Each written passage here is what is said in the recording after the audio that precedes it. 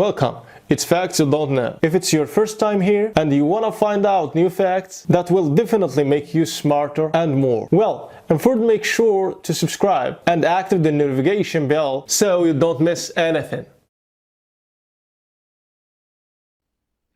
A determined groom took a huge stride last weekend when he walked down the aisle at his own wedding, despite a spinal cord injury that had left him in a wheelchair for the past 7 years.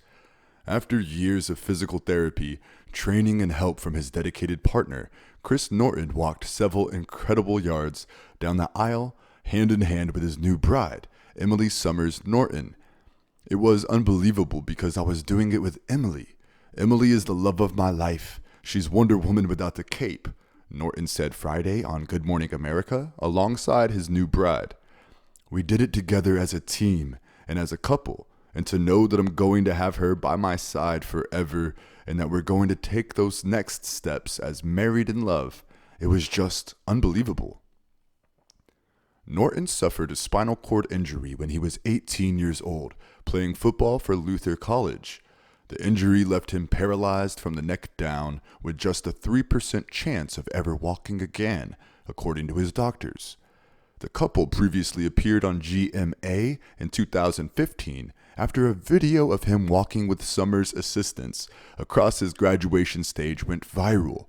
Norton said at the time, "I was going to defeat the odds no matter what," and set his sights on their big day. "I want to walk at our wedding." Today, he said, "I put my trust in God, and then I just went to work.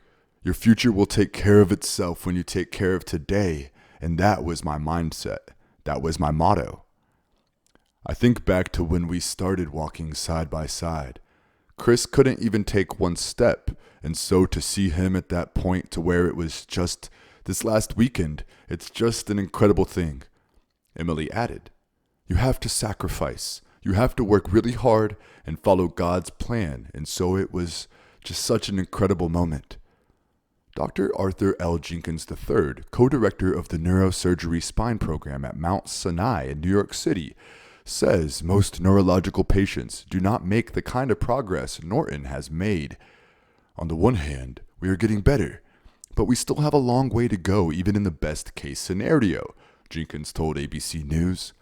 We are still only getting 1/3 or 1/4 of patients to his level of function, and you don't get there without determination and work, with people who have the passion to get where he's gotten. Since his injury, Norton has become a motivational speaker and lives his motto of "turn your mess into a message."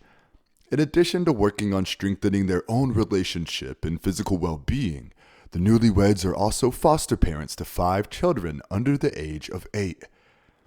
"It is the best thing we've ever done," his new bride said.